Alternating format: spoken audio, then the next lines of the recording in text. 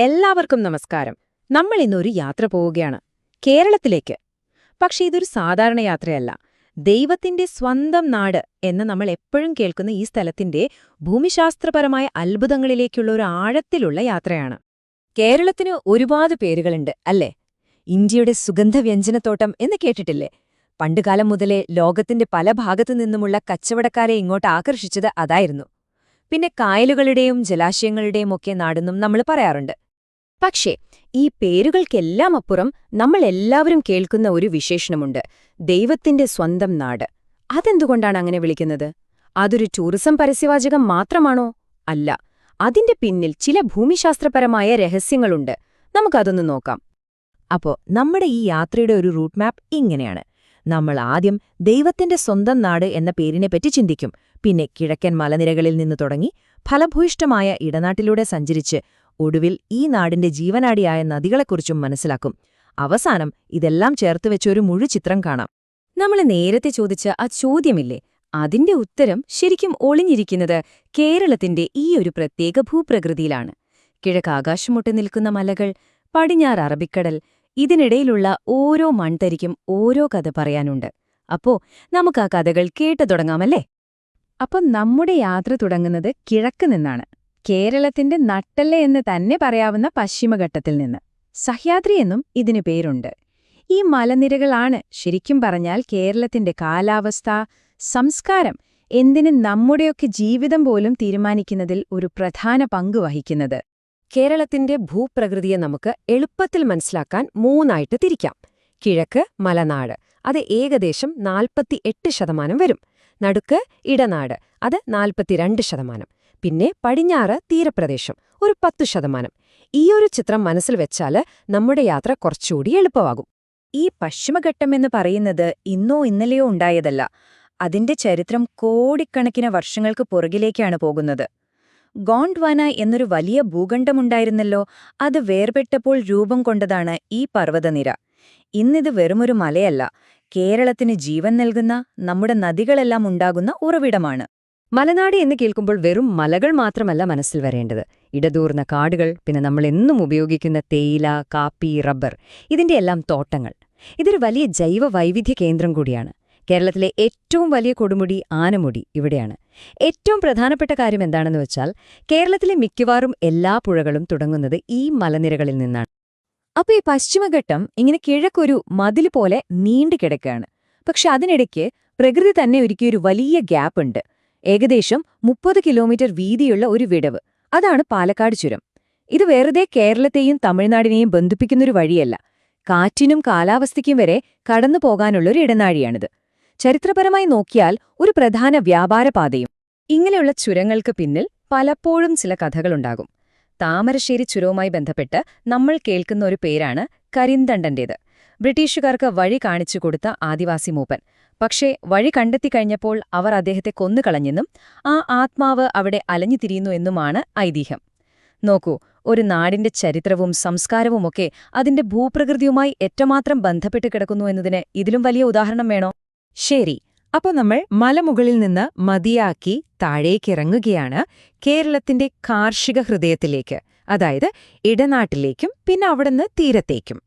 ഇടനാട് പേര് കേൾക്കുമ്പോൾ തന്നെ അറിയാം, മലനാടിനും തീരപ്രദേശത്തിനും ഇടയിലുള്ള സ്ഥലം. ചെറിയ കുന്നുകളും താഴ്വരകളുമൊക്കെയാണ് ഇവിടെ കൂടുതൽ. നല്ല ഫലഭൂയിഷ്ഠമായ മണ്ണാണ്. അതുകൊണ്ട് തന്നെ കേരളത്തിന്റെ ഭക്ഷണത്തിന്റെ സിംഹഭാഗവും വരുന്നത് ഇവിടെ നിന്നാണ്.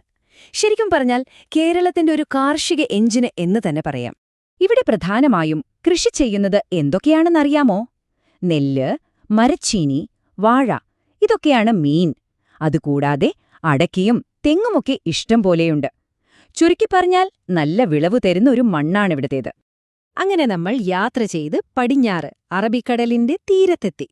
ഏകദേശം 580 കിലോമീറ്റർ നീളമുണ്ട് ഈ തീരത്തിന്. വീതി കുറവാണെങ്കിലും ഇന്ത്യയിൽ ഏറ്റവും കൂടുതൽ ആളുകൾ തിങ്ങിപ്പാർക്കുന്ന സ്ഥലങ്ങളിൽ ഒന്നാണിത്. തീരപ്രദേശം എന്ന് പറയുമ്പം നമ്മുടെ മനസ്സിലേക്ക് ആദ്യം വരുന്നതെന്താ? തെങ്ങിൻ തോപ്പുകളും പിന്നെ കായലുകളും, അല്ലേ? ഈ കായലുകളെന്ന് പറയുന്നത് പുഴകൾ കടലിലേക്ക് ചേരുന്നതിന് തൊട്ടു മുൻപ് രൂപം കൊള്ളുന്ന ശാന്തമായ ജലാശയങ്ങളാണ്. കേരളത്തിന്റെ ടൂറിസത്തിന്റെയും മത്സ്യബന്ധനത്തിന്റെയും ഒക്കെ ജീവനാടിയാണിത്. ആലപ്പുഴയെ കിഴക്കിന്റെ വെനീസ് എന്നൊക്കെ വിരിക്കുന്നത് ഇതുകൊണ്ടാണ്. അപ്പോൾ നമ്മുടെ ഈ കിഴക്കു പടിഞ്ഞാറൻ യാത്ര ഇവിടെ ഈ കായൽ പരപ്പിലാണ് അവസാനിക്കുന്നത്. അപ്പോൾ നമ്മൾ മലനാടും ഇടനാടും തീരപ്രദേശവും കണ്ടു. ഇനി ഈ 3 മേഖലകളെയും തമ്മിൽ ബന്ധിപ്പിക്കുന്ന, അവയ്ക്കു ജീവൻ കൊടുക്കുന്ന ഒന്നുണ്ട്. അതാണ് ജലം. അതായത് കേരളത്തിലെ നദികളും മഴയും. കേരളത്തിൽ എത്ര നദികളുണ്ടെന്നറിയാമോ? 44. അതെ, 44 നദികൾ. ഈ സംഖ്യയുടെ ഒരു പ്രത്യേകത എന്താണെന്ന് വെച്ചാൽ, ഇത്രയും നദികൾ ഒഴുകുന്നത് വളരെ വീതി കുറഞ്ഞ ഒരു സ്ഥലത്തുകൂടിയാണ്. കിഴക്ക് നിന്ന് പടിഞ്ഞാറോട്ട് നോക്കിയാൽ വെറും 35 മുതൽ 120 കിലോമീറ്റർ വരെ മാത്രമാണ് കേരളത്തിന്റെ വീതി. അത്രയും ചെറിയൊരു സ്ഥലത്താണ് 44 നദികൾ. ഇത് ശരിക്കും കേരളത്തിന്റെ ഭൂപ്രകൃതിയുടെ ഒരു വലിയ അത്ഭുതം തന്നെയാണ്. ഇനി വേറൊരു കണക്ക് കേട്ടോളൂ. ഈ 44 നദികളിൽ 41 എണ്ണവും തുടങ്ങുന്നത് എവിടെ നിന്നാണെന്നറിയാമോ? നമ്മൾ ആദ്യം കണ്ട ആ പശ്ചിമഘട്ടത്തിൽ നിന്ന്. അപ്പോൾ ഒന്ന് ആലോചിച്ചു നോക്കൂ, ആ മലനിരകളില്ലെങ്കിൽ കേരളം എന്താകുമായിരുന്നു എന്ന്. ഇനി മഴയുടെ കാര്യം നോക്കിയാൽ അവിടെയുമുണ്ട് ചില രസകരമായ കാര്യങ്ങൾ. കേരളത്തിൽ ഏറ്റവും കൂടുതൽ മഴ കിട്ടുന്ന സ്ഥലവും ഏറ്റവും കുറവ് മഴ കിട്ടുന്ന സ്ഥലവും തമ്മിൽ വലിയ ദൂരമൊന്നുമില്ല. എറണാകുളം ജില്ലയിലെ നേര്യമംഗലത്ത് കനത്ത മഴ പെയ്യുമ്പോൾ അതേ മലനിരകളുടെ മറുവശത്തുള്ള ഇടുക്കിയിലെ ചിന്നാറിൽ മഴ വളരെ കുറവാണ്. കാരണം പശ്ചിമഘട്ടം ഒരു മതിലുപോലെ നിന്ന് മഴമേഘങ്ങളെ തടയും. അതുകൊണ്ട് മലയുടെ പടിഞ്ഞാറ് വശത്ത് നല്ല മഴ കിട്ടും, കിഴക്ക് വശം ഒരു മഴ നിഴൽ പ്രദേശമായി മാറും. കേരളത്തെക്കുറിച്ച് കുറച്ച് കണക്കുകൾ ഓർത്തുവെക്കാൻ ഒരു എളുപ്പവഴിയുണ്ട്. 4, 14, 24, 34, 44. 160 കിലോമീറ്ററിൽ കൂടുതൽ നീളമുള്ള 4 നദികൾ, 14 ജില്ലകൾ, കഥകളിയിലെ 24 അടിസ്ഥാന മുദ്രകൾ, 34 കായലുകൾ, പിന്നെ നമ്മൾ നേരത്തെ പറഞ്ഞ 44 നദികൾ. ഈ അക്കങ്ങൾ മാത്രം ഓർത്താൽ മതി, കേരളത്തിന്റെ ഒരു ഏകദേശ ചിത്രം കിട്ടും.